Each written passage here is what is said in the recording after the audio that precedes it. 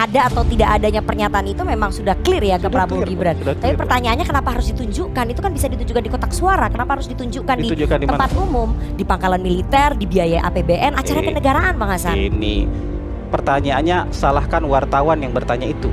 Juru bicara Prabowo Gibran, Hasan Nasbi, menyalahkan wartawan yang bertanya kepada Jokowi saat berada di pangkalan militer. Ia menyalahkan wartawan kenapa bertanya ketidaknetralan Jokowi saat berada bersama Panglima TNI dan Capres nomor urut 2, Prabowo Subianto. Ada atau tidak adanya pernyataan itu memang sudah clear ya ke Prabowo Gibran. Tapi pertanyaannya kenapa harus ditunjukkan? Itu kan bisa ditunjukkan di kotak suara. Kenapa harus ditunjukkan di tempat umum, di pangkalan militer, dibiayai APBN, acara kenegaraan, Bang Hasan? Ini pertanyaannya salahkan wartawan yang bertanya itu. Kenapa Anda nanya? Kalau Anda nggak nanya, emang Pak Jokowi jawab itu? Tapi kan Pak Jokowi bisa menjawab yang lain. Maksudnya Anda jangan atur-atur Pak Jokowi jawab yang lain, kan jangan tanya dong. Sudah menjawab harus netral, Bang Hasan. Yang netral siapa? Apakah dia bilang presiden harus netral? Pertanyaan saya. Pemerintah Maksudnya pusat. gini, kita berdebat untuk hal-hal yang perlu dipersoalkan aja. Untuk hal-hal yang terang benderang itu kenapa kita ribut sih? Pak Jokowi ditanya, dia menjawab setelah acara. Sekarang wartawannya mikir nggak kenapa nanya itu di pangkalan udara? Awalnya, host CNN Indonesia, Rifana, mempertanyakan kenapa ketidaknetralan Jokowi diungkapkan dengan gamblang saat berada di markas militer dan bersama Prabowo Subianto. Padahal saat itu sedang acara kenegaraan dan dibiayai oleh negara. Mendengar pertanyaan tersebut, Hasan Nasbi agak naik pitam. Ia lalu menjawab, salahkan wartawan yang bertanya itu. Kalau wartawan nggak nanya, apakah Jokowi akan menjawab itu? Rifana tidak mau kalah, ia lalu menimpali, Jokowi bisa saja menjawab yang lain. Hasan Nasbi emosi, meminta Rifana jangan mengatur Jokowi untuk memberikan statement. Kalau nggak dijawab sama presiden, kemudian presidennya ini nih nggak cengli nih presiden, ditanya nggak mau jawab gitu. Kan bisa begitu juga nanti wartawan. Itu jadi pilihan Pak Jokowi, boleh menjawab boleh tidak. Sama itu juga. Ada momen di sini. Ya sama juga Pak Jokowi juga ketika ditanya beliau menjawab. Pilihan kan tadi ada bilang.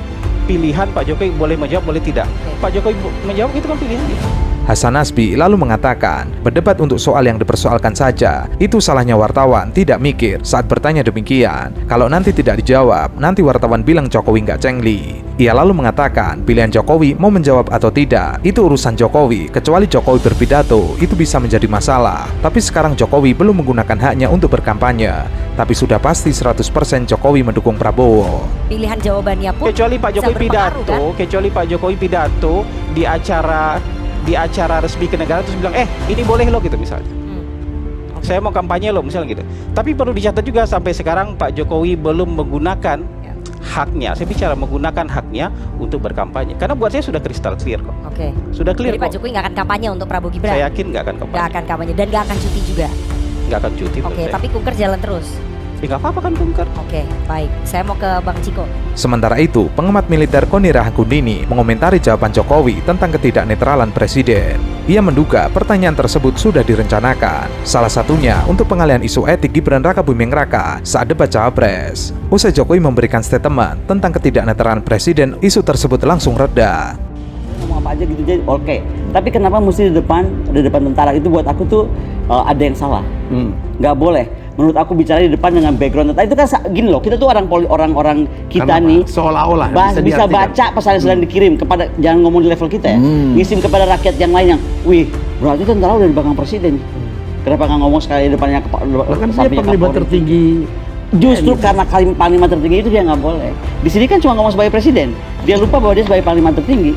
Di sementara kita sedang menuntut TNI netral kecuali. Pengamat militer dan pertahanan, Koni Rahakundini Bakri, menyoroti pernyataan Presiden Jokowi jika dirinya bisa kampanye dan tidak netral. Ia menganggap pernyataan tersebut diucapkan di tempat yang tidak pas, yaitu di depan Panglima dan mengambil background prajurit TNI. Karena TNI adalah institusi yang harusnya netral dalam pemilu. Koni mengaku dirinya paham pesan yang akan disampaikan dengan background militer seperti itu. Seharusnya itu haram dilakukan oleh seorang presiden sebagai panglima tertinggi, meskipun ada undang-undang yang mengatur. Namun menurut Koni, itu kampanye untuk dirinya sendiri, bukan untuk orang lain, apalagi anaknya. TNI netral kecuali sekarang kita udah nggak mau TNI netral atau sudah dipastikan berpihak kepada pemerintah gitu. Itu I don't mind, berarti udah aturannya begitu. Cuman kan kembali kita tuh bicara etikanya bener nggak sih gitu. Kalau aku ya, karena sekali lagi bukan level kita, levelnya yang di bawah melihat, wih backgroundnya presiden udah oke banget.